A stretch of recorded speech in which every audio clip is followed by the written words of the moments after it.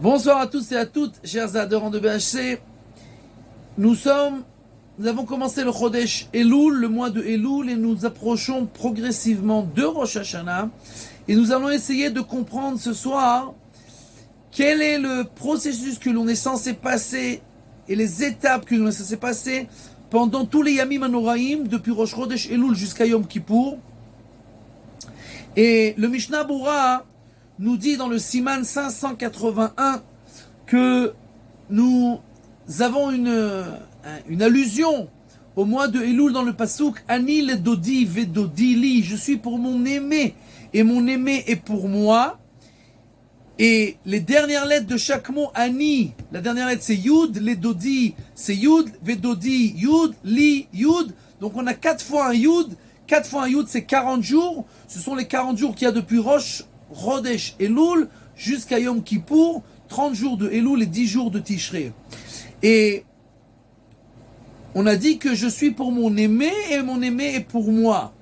Mais la véritable traduction, c'est pas véritablement mon aimé. Dodi, Dod, en hébreu, Dodo, Ben Dodo, comme elle dit la Torah, Dod c'est un oncle. La parabole c'est quelqu'un qu'on aime. Mais la traduction littérale, c'est un oncle. Donc je suis pour mon oncle, et mon oncle est pour moi. Et bien entendu, il faut comprendre pourquoi on compare Akadosh Baruch Hu à un oncle. Bien entendu, quand on traduit ça à peu près, que c'est mon aimé, ça sort très bien. Mais la véritable traduction littérale qui est l'oncle, quel rapport avec l'oncle? Pourquoi Dieu est comparé à un oncle pendant cette période? Ça, c'est la première question que nous allons essayer d'expliquer. Et la deuxième question dans le Shulchan Aruch aussi, dans le chapitre 603 de Orach Chaim, il y a écrit que même pendant les 10 jours de pénitence entre Rosh Hashanah et Yom Kippour, même celui qui a l'habitude en général de manger du pain qui est fait par des goïms, alors il devra faire attention pendant cette période de manger du pain qui est fait par des juifs seulement. Et la question c'est quoi cette histoire à dormir debout? On dirait parce que maintenant, il y a l'examen final, le gosse il s'est comporté comme exécrable pendant toute l'année, il a fait des bêtises, il a cassé la tête au prof pendant toute l'année, mais juste avant la fin de l'année, on doit recevoir les bulletins, il a les bras croisés, il a le doigt sur la bouche, il se comporte bien. Tu te fous de qui en 2 mots? D'accord? On sait très bien que c'est pas sérieux. Pendant les 10 jours de pénitence, avant Yom Kippour, même celui qui n'a pas l'habitude, alors, prends sur toi. Fais semblant, en 2 mots. Et les commentateurs nous disent que c'est pas seulement sur cette chose-là, mais toute chose qui aurait même un soupçon de quelque chose qui est interdit, il faut faire attention pendant cette période. Même si on n'a pas l'habitude. Alors, en fait, il faut comprendre quelque chose de très important. La Gemara dans Maseret Makot, page 10, nous dit que dans le chemin qu'un homme veut emprunter, alors on l'aide à aller dans ce chemin. Et dans le Midrash, il y a écrit que Dieu nous dit « Ouvrez-moi l'ouverture d'une aiguille, et moi je vous ouvre les portes d'une grande salle. » C'est-à-dire que quand un homme il veut quelque chose, alors on l'aide du ciel à arriver à cela. Et en fait, ce qui se passe pendant cette période, c'est que on essaye de montrer notre véritable volonté. Pendant toute l'année, je suis à peu près. Je mange ce pain-là, je fais pas toujours tout très bien comme il faut. Pendant cette période, je veux montrer à Dieu, voilà, ça c'est le chemin que je veux. Alors aide-moi. Mais on parle de quelqu'un qui veut véritablement. Et alors, pendant cette période, on est censé vérifier toutes nos actions. Tout.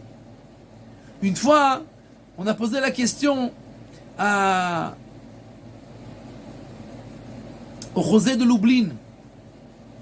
Quelqu'un lui a posé la question, c'est quand la dernière fois que le Rav a fait un péché? Alors le Rav sourit, lui dit, écoute, jusqu'à que tu me poses, avant de me poser la question, c'est quand la dernière fois que j'ai fait un péché. Pose-moi la question, c'est quand la dernière fois que j'ai fait une véritable mitzvah? Parce que même les mitzvot qu'on fait, on doit réfléchir et vérifier est-ce que nous faisons véritablement les mitzvot pour faire les mitzvot, comme on doit les faire. Je vais prier, je prie comme il faut, j'arrive à l'heure, je me concentre, je ne regarde pas mon téléphone pendant la prière, je ne prie pas à 200 à l'heure, je pars pas avant la fin de la tfila, etc., etc., etc., etc. J'étudie la Torah. Les temps que je fixe, ils sont véritablement fixés. C'est immuable. C'est impossible de les toucher. Ou alors, dès que j'ai quelque chose qui est à côté, à la place, le travail, une sortie, des amis, le foot, tout ça, ça balaye le limud Torah. Mon étude, elle est véritablement une étude.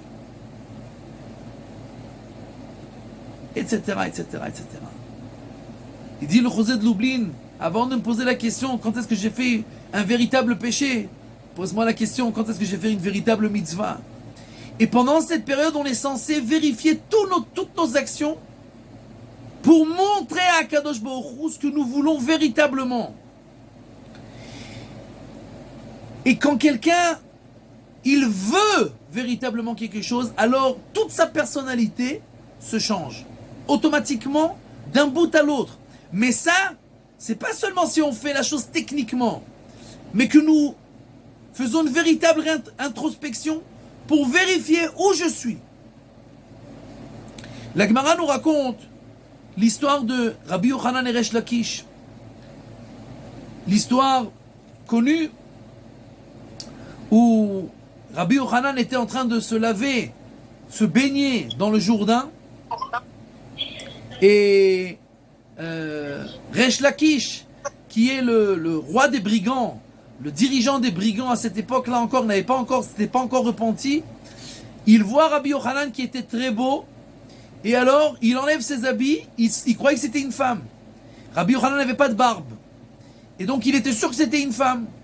Alors il enlève ses habits, il saute dans la rivière, et puis il arrive juste devant Rabbi Yochanan, et puis il voit que c'est un homme. Il dit, oups, désolé, c'est une erreur, mille excuses. D'accord? Et Rabbi Yochanan lui dit,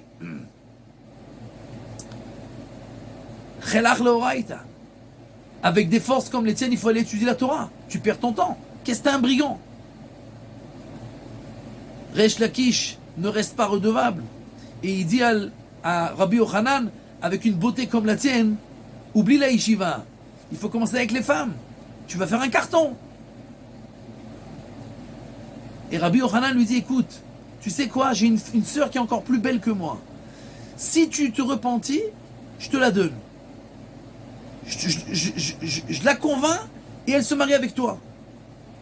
Rabbi Yochanan a accepté, s'est repenti, a commencé à étudier et est devenu le grand de la génération. Mais on va pas expliquer cette histoire parce que c'est une histoire qu'il faut des heures pour l'expliquer.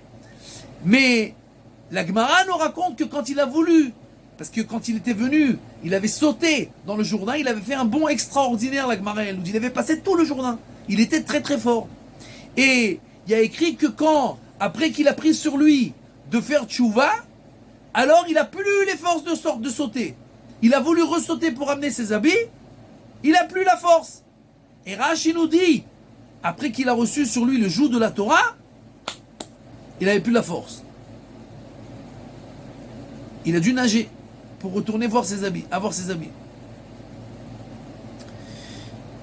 Et Rabbeinu Yona Besha'aret Tshuva nous explique qu'en fait, quand un homme il a une véritable volonté de changer, alors toute sa personnalité elle peut changer en une minute. Quand les Bnei Israël ils ont dit Naaseh venishma, comment tu peux dire je vais faire avant d'entendre? Je veux travailler dans ton entreprise, je vais tout faire, mais tu sais même pas ce qu'il faut faire. D'abord demande, qu'est-ce qu'il faut faire? Peut-être tu peux pas faire. De quoi tu parles? Et Rabbeinu Yona il écrit que c'est ce qui est écrit dans Pirkei Avot. Kol shema'asav merubi michochmato. Comment c'est possible qu'un homme il ait des actions qui sont plus que sa connaissance? Si je sais pas comment faire. Et si le fait même que j'ai accepté de faire, alors même si je ne sais pas encore, c'est considéré comme si j'avais déjà fait. Donc c'est Ma'asav Merubim Bichormato. Ces actions sont plus que ce qu'il ne sait ce qu'il doit faire. Mais il ne sait pas encore ce qu'il doit faire, c'est considéré comme s'il avait déjà tout fait. Donc, quelqu'un qui fait une véritable introspection, alors, et il a vu véritablement changer, alors, le fait qu'il prend sur lui, et cette compréhension profonde de ce qu'il doit vraiment faire, de ce qu'il doit vraiment changer, alors d'une seconde à l'autre, il devient un autre homme, avec d'autres ambitions, avec d'autres sujets d'intérêt, avec d'autres forces, etc., etc. Resh Lakish, quand il a sauté au début, le centre de l'intérêt de sa vie, c'était de se montrer, de montrer qu'il est beau, qu'il est fort, qu'il a des muscles. Il veut commencer avec Rabbi Yochanan, il pensait que c'était une femme. Mais après que il a compris c'était quoi le véritable but dans la vie, il a vu véritablement, il n'avait plus aucune force pour ressauter parce qu'en fait, son être, toute son essence avait changé en une seconde. Le Rambam nous dit dans Ilchot Mikvaot que quand quelqu'un fait le bain rituel, alors bien que rien n'a changé quand il s'est trempé, et dans son corps tout est resté la même chose, après, chez Iskim Beliboy, Kevan chez Iskim Beliboy, après qu'il a pris sur lui dans son cœur véritablement de se séparer des fautes, il est devenu pur. Pas seulement d'un point de vue cosmique, parce qu'il s'est trempé dans le bain rituel, mais parce qu'il a pris dans son cœur. Alors le bain rituel qui n'a rien changé en lui, a tout changé en lui, nous dit le Rambam. Et donc, il est devenu quelqu'un d'autre. Comme ça écrit le Rambam. Et c'est pour ça que le Chazon Ish nous explique comment c'est compréhensible que les Gdolé Israël, comme Rabbi Akiva et d'autres, qui ont commencé à étudier à 40 ans, comment c'est possible? Il dit quand quelqu'un il a une véritable volonté, il peut tout casser. Tout est changeable dans sa vie. Même si pendant 40 ans, pendant 50 ans, pendant 100 ans, il s'est habitué à certaines choses, il a fait certaines habitudes, certains comportements, quand la compréhension est profonde et elle change véritablement, tout est possible. Et tout peut changer. Et donc en fait, pendant cette période où nous faisons des khumrot, et nous essayons de faire tout à 100%, même ce qu'on n'a pas l'habitude, c'est pour nous montrer à nous-mêmes où je suis, qu'est-ce qui est important dans la vie. Et on prie en fait d'arriver à une véritable compréhension que c'est comme ça que je dois être toute l'année. Et que en fait, c'est pas un élève qui fait semblant pour passer l'année.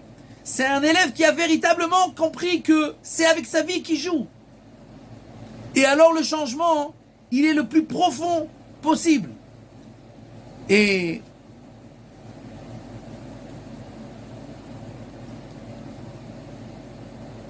maintenant, on commence à comprendre pourquoi on appelle Akadosh Baruch Hu dans cette période Dod. Dod, c'est un oncle. Rabbeinu Bechaye, dans son livre Kad HaKemach, il écrit que Akadosh Baruch Hu est comparé à un oncle. Pourquoi? Parce que l'oncle, il est Karov Balev, proche dans mon cœur, mais Rachok le Asigo, c'est difficile de l'atteindre. The Uncle Sam of America. L'oncle Sam, c'est le cher oncle des États-Unis. On l'aime tous, il est proche de nous dans notre cœur. Ouais, mais il est aux États-Unis. C'est pas simple de lui parler, c'est pas simple de l'atteindre, c'est pas simple d'être proche de lui. Un oncle, c'est quelqu'un dont le cœur les deux cœurs sont proches, mais dans la réalité, on est loin. Rabbeinu Bechaye nous dit ça, c'est Akadosh Baruch Hu, comment il est comparé pendant cette période. Et donc, On va arriver bientôt à Rosh Hashanah. À Rosh Hashanah, on n'appelle plus Akadosh Baruch Hu Dod. C'est plus notre oncle. Ani le Dodi Vedodili, c'est Elul. À Rosh Hashanah, Avinu Malkenu, notre père. Oh, quelle est la différence entre un oncle et un père? Tout simplement. L'oncle, il est proche dans le cœur mais loin dans la réalité. Le père, il est proche dans le cœur et dans la réalité. C'est-à-dire qu'en fait, que pendant le mois de Elul, mon cœur, il est proche de toi, mais je suis loin. Qu'est-ce que je fais maintenant? Je fais des actions qui vont me rapprocher dans la réalité de toi. Donc je veux être en fait une copie de ce qui doit véritablement être et me rapprocher dans la réalité. Et les tzamtzem et tapéharim, comment on dit les tzamtzem tapéharim, raccourcir les différences. Et en fait, donc on passe de l'oncle au père. Ça, c'est ce qu'on fait pendant cette période-là. Et vous savez que le Baal Shem Tov explique qu'est-ce que c'est que le Gan Eden et le Gehinom. C'est quoi le Gan Eden et le Gehinom? Alors d'abord, dans la Chassidut, en général, on explique que le Gehinom, c'est la honte. Quelqu'un qui va voir Akadosh Baruch Hu et qu'on va lui montrer le film de sa vie, c'est la honte de sa vie, entre guillemets. C'est pas entre guillemets, c'est kipshuto, au sens littéral. La honte de sa vie, il va avoir. Parce qu'on va lui montrer sa vie et il va avoir tellement honte, et ça, c'est le Gehinom. C'est le feu qui va le brûler de la honte elle-même de ses actions. Mais le Baal Shem Tov, il dit, c'est quoi le Gehinom et le Gan Eden? Il dit, c'est pas compliqué. On va te montrer deux films. Le film de la vie que tu aurais dû vivre et le film de ta vie que tu as vécu. Et maintenant, cherche les différences.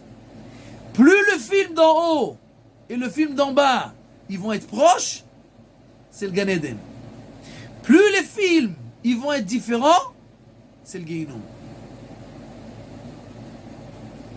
Plus tu t'es éloigné dans la réalité de Dieu et tes actions n'ont pas été du tout ce qu'elles auraient dû être, plus la honte va être grande et plus ça c'est le Gehinom. Plus tes actions sont exactement proches de ce que tu aurais dû être, donc tu es proche dans la réalité d'Akadosh Baruch Hu, donc automatiquement tu n'auras pas honte et tu seras fier entre guillemets de toi-même. Ça c'est le Gan Eden. Comme ça, le Baal Shem Tov il explique.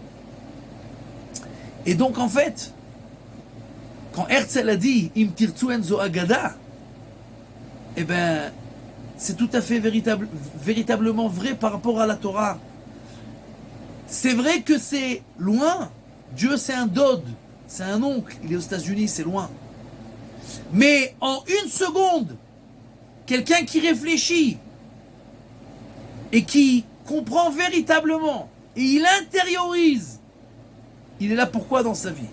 C'est quoi le but de sa vie? Qu'est-ce qu'il doit véritablement faire dans sa vie? Il suffit de 1 heure s'asseoir et réfléchir véritablement, et alors toute la vie elle peut changer en 1 seconde, et toute la distance entre moi et les États-Unis, entre moi et mon père qui est dans le ciel, elle se raccourcit. Et on arrive en fait à Rosh Hashanah. Et alors à Rosh Hashanah, après qu'on a travaillé, qu'on s'est rapproché, Dieu c'est déjà plus l'oncle qui est difficile d'atteindre, c'est déjà notre Père qui est proche de nous. Et alors, qu'est-ce que ça change que Dieu il est notre Père? Oh, alors là on passe à une deuxième phase, tout à fait autre. Tout à fait autre. La Gemara nous dit, il y a une divergence entre Rabbi Yehuda et Rabbi Meir. Est-ce que nous sommes appelés les enfants d'Akadosh Baruch Hu? Dieu est notre Père, tout le temps, qu'on se comporte bien ou qu'on ne se comporte pas bien. Ça c'est Rabbi Meir. Et Rabbi Yehuda il dit non, si on se comporte bien, Banim Atem, Lashem Elokechem, vous êtes les enfants de votre Père, et Akadosh Baruch Hu c'est votre Père. Si on se comporte pas bien, Avadim, on est comme les esclaves. Im ke banim, im ke avadim. On est ou des enfants, ou des esclaves. Et Dieu, il est ou notre roi, ou notre père. Avinu malkeinu. Notre roi qui est notre père. C'est ou ça, ou ça. Mais Rabbi Meir, il dit non. On est tout le temps, les enfants d'Akadosh Baruch. Qu'on ait fauté ou qu'on n'ait pas fauté, qu'on soit éloigné ou qu'on ne soit pas éloigné, on reste tout le temps les enfants d'Akadosh Baruch. Qu'est-ce que ça change? Est-ce qu'on est les enfants d'Akadosh Baruch ou on est les esclaves d'Akadosh Baruch? Est-ce que Dieu c'est notre père ou est-ce que Dieu c'est notre roi? Alors c'est une différence qui est tout à fait extraordinaire et qui a des conséquences terribles. La Gemara dans Maseret Kiddushin nous dit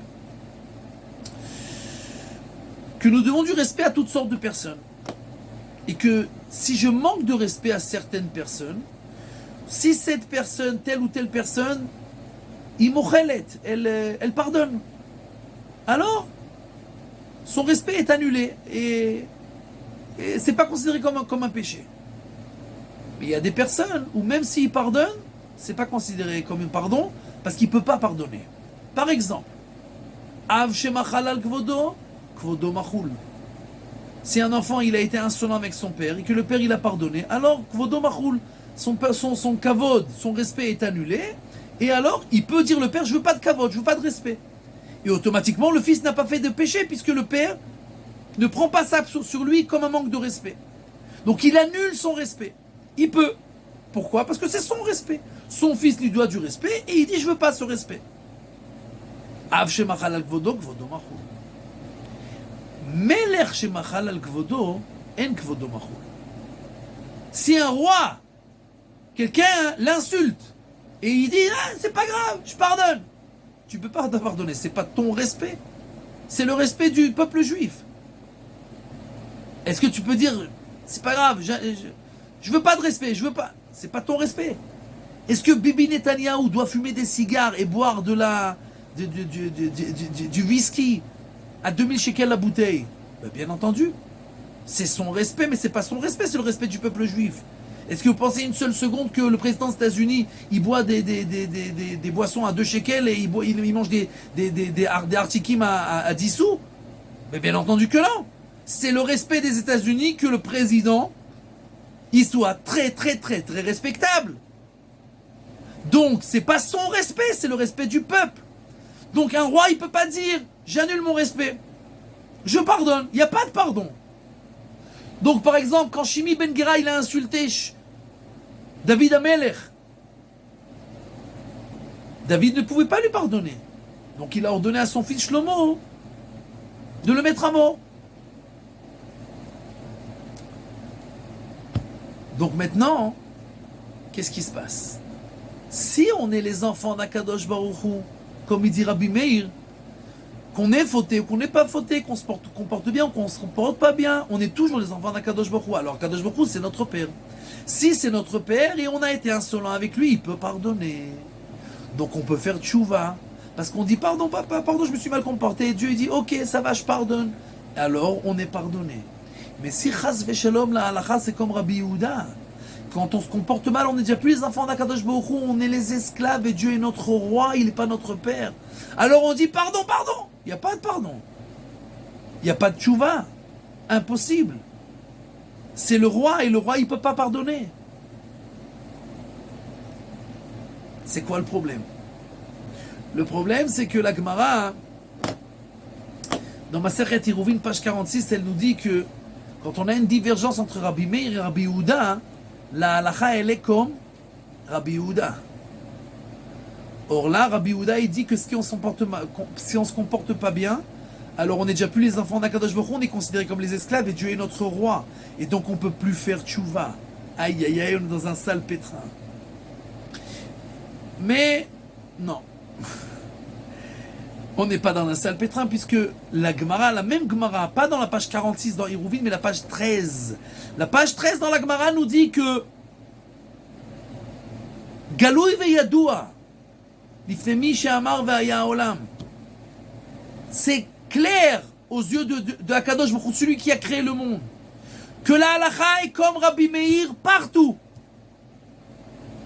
Rabbi Meir était le plus intelligent et le plus fort et le plus grand et le plus tzaddik de tous les rabbanim. Et la halakha, elle est comme lui partout. Ah, elle est comme lui partout? Ok. Alors pourquoi écrit dans la Gemara que s'il y a une divergence entre lui et Rabbi Yehuda, la halakha est comme Rabbi Yehuda? Et la Gemara nous dit, pourquoi on n'a pas fait la halakha comme Rabbi Meir? Parce que ses amis, les rabbanim, n'ont pas réussi à comprendre la profondeur de ses pensées. Mais Dieu, lui, oui, a compris. Et donc il sait que la halakha, elle est comme lui partout. Or, est-ce que nous sommes les enfants d'Akadosh Baruch Hu, les esclaves? C'est notre lien avec Akadosh Baruch Hu, ça n'a rien à voir avec la halakha. La halakha, c'est comme Rabbi Yehuda. Mais comme Dieu, lui, il fait la halakha comme Rabbi Meir, donc par rapport à notre lien avec lui, il fait comme Rabbi Meir. Et donc automatiquement, on est considéré comme ses enfants tout le temps. Et donc, on peut tout le temps faire tchouva. Pourquoi? Parce qu'on n'est plus au niveau de Dod. Dieu, c'est déjà plus notre oncle, c'est notre père. Et alors, à Rosh Hashanah, on peut faire tchouva et on peut tout annuler parce que Dieu est notre père. Avinu, Avarachaman, le père miséricordieux. Et alors, tout est possible. Tout est annulable. Si on fait véritablement tchouva, on se repentit, tout est annulable. La Gemara, dans les Yerushalmi, Sanhedrin nous raconte que Ménaché, qui était le pire des rois qu'il y a eu du peuple juif, qui a fait l'idolâtrie et qui a fait fauter tout le peuple juif, pendant des années, un jour, Dieu il a décidé que ça suffit, finito la commedia, on va terminer avec cet imbécile, et il a décidé de le mettre à mort, entre guillemets. Mais il a dit, on va faire quelque chose un peu exotique, pas une mort normale. Après, cet imbécile qui a fait tellement de choses mal, on va pas le faire mourir normalement, on va faire quelque chose de sympathique. Il a envoyé le roi de Achour, qui a fait la guerre avec le peuple juif et qui a pris Ménaché en captivité. Et ils ont décidé de le mettre à mort. Mais ils ont dit, on va pas le mettre à mort normalement. On va le cuisiner. Ils ont pris une grande marmite, ils ont allumé un grand feu, ils ont mis de l'eau dans la marmite et ils ont rentré Ménaché dans la marmite. C'était un peu des cannibales. Mais ils ne voulaient pas le manger, mais ils voulaient juste le faire souffrir et le mettre à mort. Alors au début c'était sympa, un peu comme un jacuzzi, il y a un peu de bulles, c'est sympa. Mais après quelques minutes, il a commencé à sentir l'odeur de l'enfer s'ouvrir sous ses pieds. Et la Gemara nous raconte que Ménaché a commencé à prier toutes les idolâtries qu'il connaissait. Baal Peor, viens m'aider. Baal Zvou, viens m'aider. Toutes les idolâtries qu'il connaissait, venez m'aider. Tout le monde était occupé, personne n'a répondu au téléphone. Et après qu'il a prié à toutes les idolâtries, alors il a écrit qu'il a dit, je me rappelle que mon père m'a dit qu'il y en a un qui s'appelle Akadosh Baruch Hu. Et que même si quelqu'un il est vraiment à la porte des enfers, il peut faire tchouva et alors on l'écoute. Et on peut annuler tous les décrets. Et alors il a dit, s'il y a quelqu'un qui s'appelle Akadosh Baruch Hu, il n'a pas dit il y a, si, et que tu me sauves, alors tu es le véritable Dieu. Et sinon, tu es comme tous les autres. C'est une belle tefila, hein? C'est beau. C'est profond. La Gemara nous raconte que les anges, quand ils ont entendu cette tefila, ils ont vite couru pour fermer les portes du ciel. Pour que Chas Veshalom, cette prière, qui est une honte, ne passe pas. Et Akadosh Baruch Hu, il y a écrit dans la Gemara qu'il a dit, si je ferme la porte à Ménaché, je ferme la porte à tous ceux qui veulent se repentir. Alors il y a écrit qu'il a fait un petit trou, bien entendu, tout ça c'est des paraboles, mais on prend que le sens simple pour comprendre un peu c'est quoi l'idée. Il a fait un petit trou en dessous de son siège et il a reçu la prière de Ménaché. Et alors il y a eu un grand bruit, tout le monde s'est sauvé, la marmite s'est renversée et Ménaché est retourné à Jérusalem et est redevenu roi. Il y en a qui disent qu'il a fait tchouva, il y en a qui disent qu'il n'a pas fait tchouva à la fin. C'est pas très important. Quoi qu'il en soit, nous voyons que quelqu'un qui fait tchouva, même une tchouva qui n'est pas parfaite, comme celle de Ménaché, loin d'être parfaite. Vous savez que Eliezer Ben Yehuda, qui a écrit le dictionnaire hébraïque, il a étudié la grammaire chez qui? Vous savez chez qui il a étudié la grammaire? Il a étudié la grammaire chez le Rav Kook. Et un jour, il a posé la question au Rav Kook. Il dit, mais, monsieur le rabbin, je ne comprends pas. Moi, j'ai étudié à l'université, je suis quelqu'un d'intellectuel, etc. Des années, j'étudie. Vous avez étudié nulle part, vous, c'est la yeshiva. Comment vous savez la grammaire comme ça, tellement parfaitement, hein, les règles? Comment vous savez? Où vous avez étudié ça? Le Rav Kook lui dit, écoute, il y avait une fois quelqu'un qui est parti sur une grande surface. Il a acheté plein de choses. Quand il est arrivé à la caisse, il a demandé comment je vais faire pour prendre tout ça à la maison. On lui a dit, mais il n'y a pas de problème, monsieur. On lui a amené des cartons, on lui a amené des ficelles, on lui a amené du scotch, on lui a tout emballé. Pas de problème. Il rentre chez lui et un ami à lui voit et dit, oh, d'où t'as tous ces cartons, le scotch, les ficelles. Moi, je déménage, j'ai besoin de...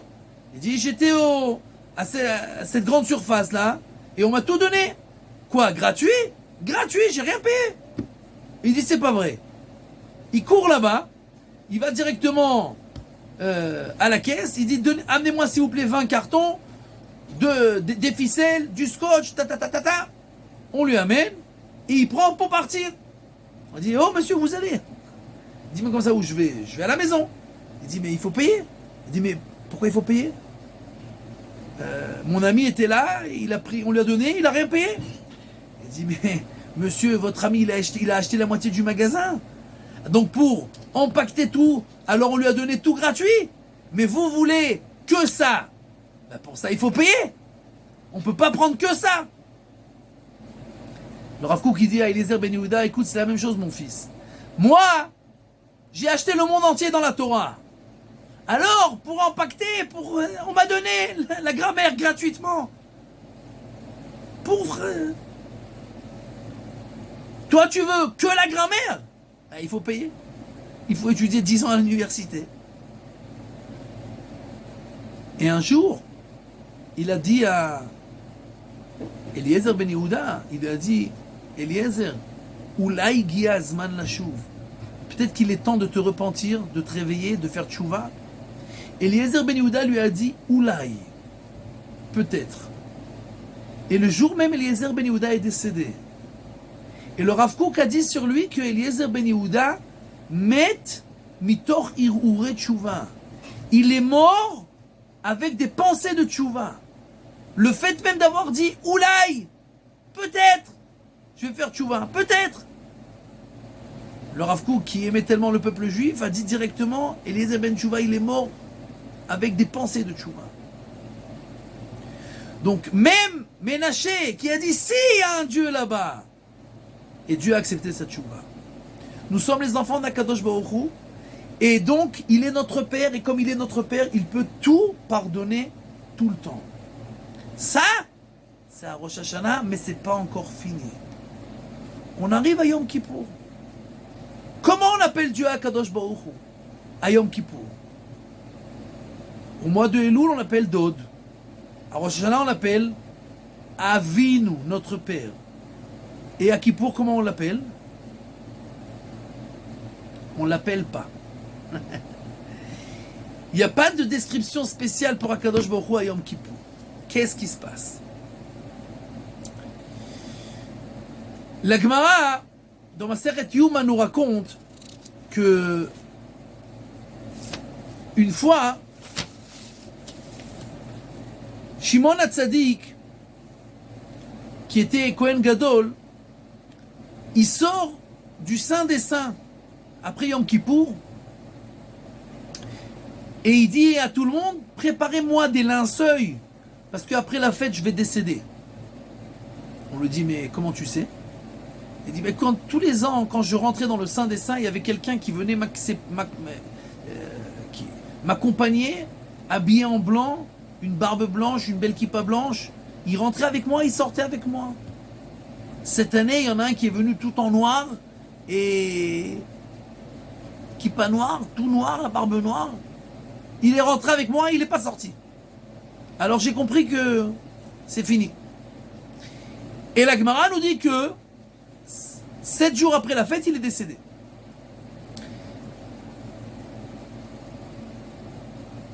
Les commentateurs posent la question,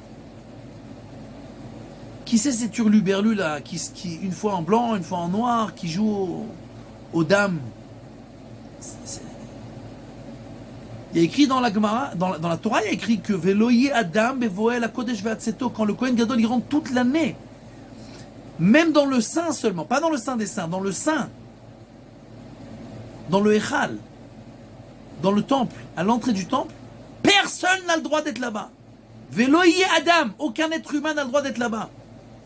Et le Yerushalmi nous dit que à Yom Kippour, où c'est écrit encore une fois que personne n'a le droit d'être là-bas, mais ça même toute l'année, personne n'a le droit d'être là-bas. Donc qu'est-ce qu'on a besoin de redire ça à Yom Kippour? Même les anges n'ont pas le droit d'être là-bas. Personne. Alors qui c'est celui-là qui rentrait et qui sortait à chaque fois? Le Yerushalmi nous dit, c'était Akadosh Baruch Hu. Qu'est-ce que ça veut dire? Ne posez pas la question, je ne sais pas. C'est pas quelque chose qu'on peut comprendre. Quoi qu'il en soit, personne n'a le droit d'être.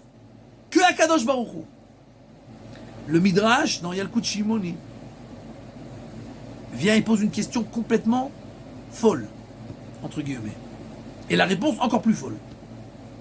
Et on ne va pas véritablement comprendre, mais on va comprendre un peu ce qui se passe. Le Midrash nous dit, aucun homme n'a le droit d'être. Les anges, non plus. Et le Kohen Gadol, c'est pas un homme, lui? Il y a écrit Veloye Adam, il n'y aura pas d'homme quand le service va être fait dans le sein des saints. C'est quoi cette question? Est-ce que le Kohen Gadol, lui, c'est pas un homme? Comment il rentre? Il y a écrit qu'il n'y aura pas d'homme. Oui, il n'y aura pas d'homme à part lui. Parce que sinon, s'il rentre pas, qui c'est qui va faire le service? Un hologramme? Comment ça se passe? Et le Midrash répond encore plus. Il dit, le Kohen Gadol, c'est pas un homme, lui? Pourquoi il rentre? Et le Midrash dit, quand le Kohen Gadol rentrait dans le sein des saints, son visage rayonnait comme un feu et il devenait le Adam. Il s'annulait complètement. Il n'était plus un être humain. Il était même plus un ange.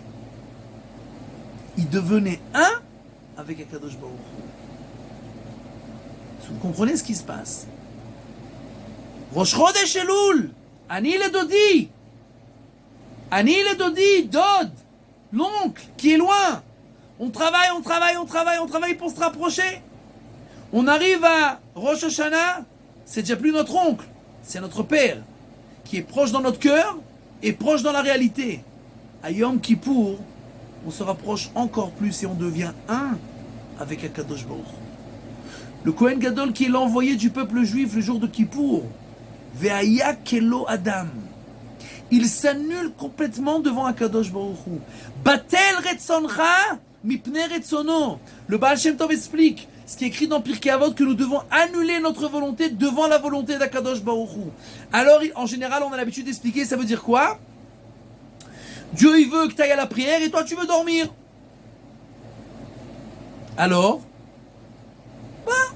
je m'annule, je vais à la prière. Baal Shem Tov, il dit non, Batel Retzoncha. Ça veut dire que j'ai plus aucune volonté. C'est pas que j'ai une volonté, je l'annule et alors je fais celle d'Akadosh Baruch Hu. J'ai plus aucune volonté dans ma vie, il n'y a rien à part la volonté divine. C'est pas que j'ai plein de volontés et maintenant je dois travailler pour annuler mes volontés et faire celle d'Akadosh Baruch Hu. Batel Retzandra, annule ta volonté, t'as plus aucune volonté. Il y a une seule chose qui t'intéresse dans ta vie, c'est de faire ce qu'il veut Akadosh Baruch Hu. Et alors tu deviens un, tu es le représentant divin sur terre. Nous sommes là tous des envoyés d'Akadosh Baruch Hu.